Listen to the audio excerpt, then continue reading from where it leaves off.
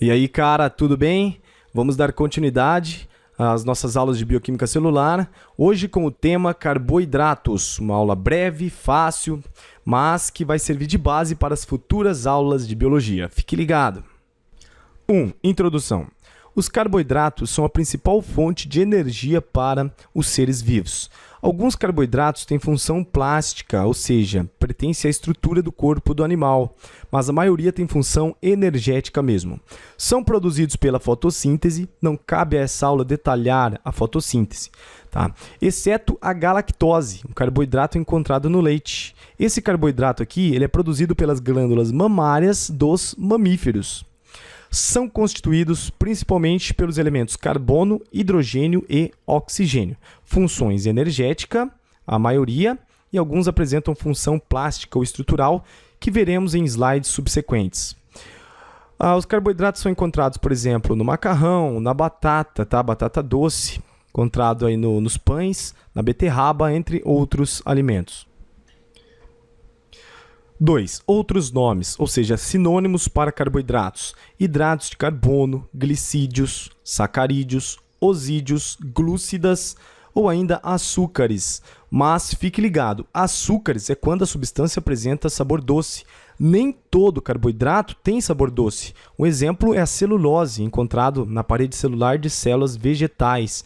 Não tem sabor doce, por isso a celulose não pode ser chamada de açúcares, tá? Fique ligado. 3. Classificação.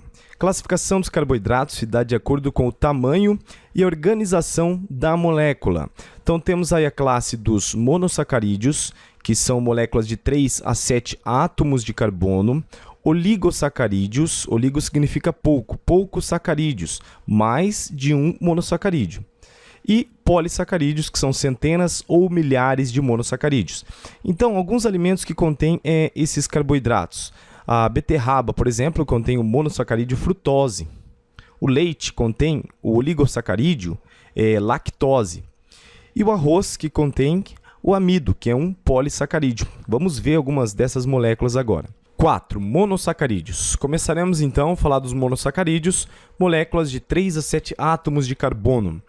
Quando apresentam 3 átomos de carbono, são chamados de trioses. Não são importantes para a sua prova. Com 4 átomos de carbono, são chamados de tetroses, também não são importantes para a sua prova. Com 5 átomos de carbono, são chamados de pentoses, destacado, tá? Porque merece aí uma ênfase. As pentoses mais conhecidas são a desoxirribose, que faz parte da molécula de DNA, e a ribose, que faz parte da molécula de RNA. Essas duas moléculas têm função estrutural e não energética, ok? São moléculas de função estrutural, portanto não apresentam função energética. A diferença da desoxirribose para a ribose é uma diferença bem sutil. Apenas a hidroxila, esse OH presente no carbono 2, que está presente na ribose e não tem na desoxirribose, apenas a hidroxila. Quando apresentam 6 átomos de carbono, são chamados de hexoses. As hexoses merecem destaque, pode aparecer na sua prova. São elas: a glicose, um açúcar encontrado no sangue, tá? E a principal fonte de energia para as nossas células. A galactose, um açúcar encontrado no leite, produzido pelas glândulas mamárias. E a frutose, como o nome diz, encontrado nos frutos. Perceba que a glicose, a galactose e a frutose apresentam a mesma fórmula molecular, C6H12O6. Porém, não são moléculas idênticas, elas apresentam algumas diferenças. Isso porque elas são isômeros, um assunto que você deve aprofundar em química. O que são isômeros? São compostos que apresentam a mesma fórmula molecular, porém podem apresentar geometria diferente ou até mesmo propriedades ópticas diferentes. Por exemplo, a glicose, quimicamente, é uma aldose, tem função aldeído. A galactose também é uma aldose, tem função aldeído. Já a frutose é uma cetose, tá? Tem função cetona. Então, vamos fazer uma comparaçãozinha aqui. A glicose e a galactose, elas possuem a mesma função, aldose, só que elas apresentam propriedades ópticas diferentes. tá? Aí você vai ter que estudar em química, isomeria, entender o carbono quiral, o carbono assimétrico. Já a galactose e a frutose, elas têm a mesma fórmula molecular, C6H12O6, porém, elas apresentam diferenças em suas funções. A galactose tem função aldeído e a frutose tem função cetona. Portanto, aqui há isomeria plana de função. E quando apresentam 7 átomos de carbono, são chamados de heptoses, também não são importantes para sua prova. A fórmula geral dos monossacarídeos CnH2nOn significa que você tem N quantidade de carbonos, o dobro da quantidade de hidrogênio e a mesma quantidade de carbonos você tem de oxigênio.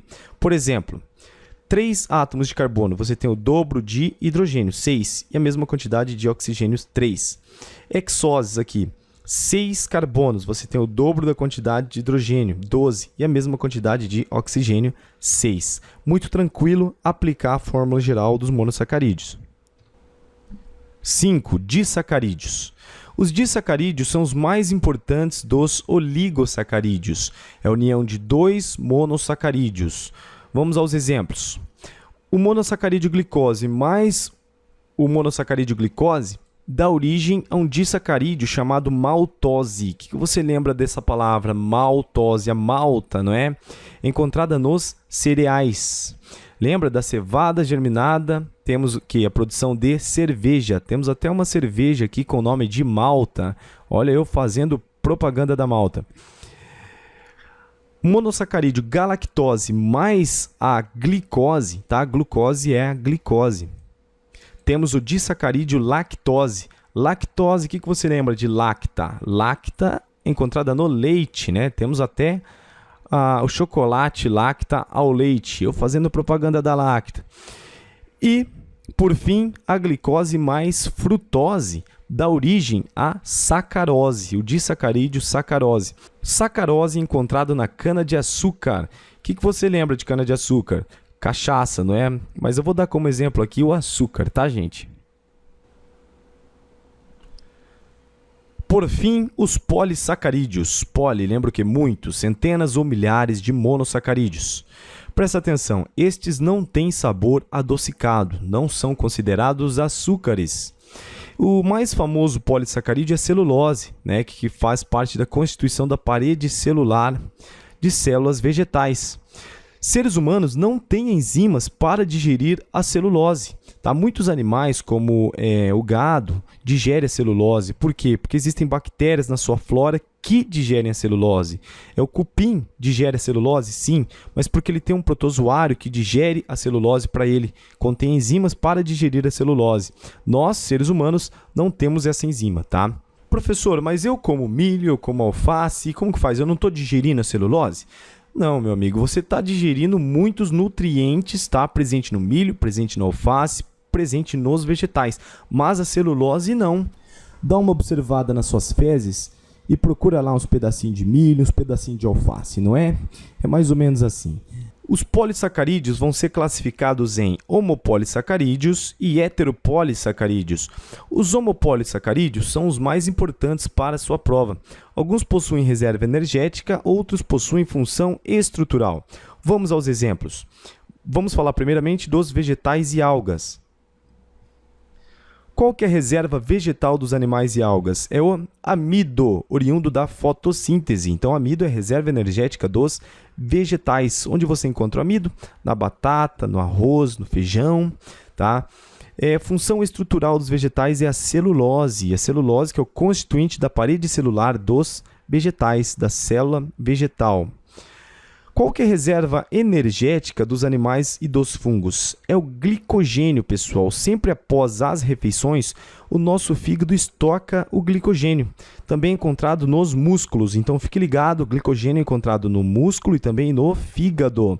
Qual que é a função? Reserva energética dos animais e também dos fungos. A função estrutural dos animais e dos fungos é a quitina. Onde você encontra o polissacarídeo quitina? Ele é encontrado no exoesqueleto dos artrópodes e também na parede celular dos fungos. Como os animais não realizam a fotossíntese, compensa produzindo a quitina. heteropolissacarídeos, que cai com menos frequência nos exames. Temos aí o peptidoglicano, que pode aparecer sim na sua prova. Você que está estudando para os vestibulares mais concorridos, lembra desse nome aqui, peptidoglicano. Por quê? Ele é o componente estrutural não energético, da parede celular de bactérias. Parede celular de bactérias, muitas não são de celulose ou hemicelulose, mas sim de peptidoglicano. Galera, gente boa, a gente para por aqui, tá? Carboidratos é um tema bem simples e a gente vai revisar, falar muito de glicose ainda em bioenergética e temos muito o que falar nesse curso ainda. Um abraço a todos, estudem sempre, até mais!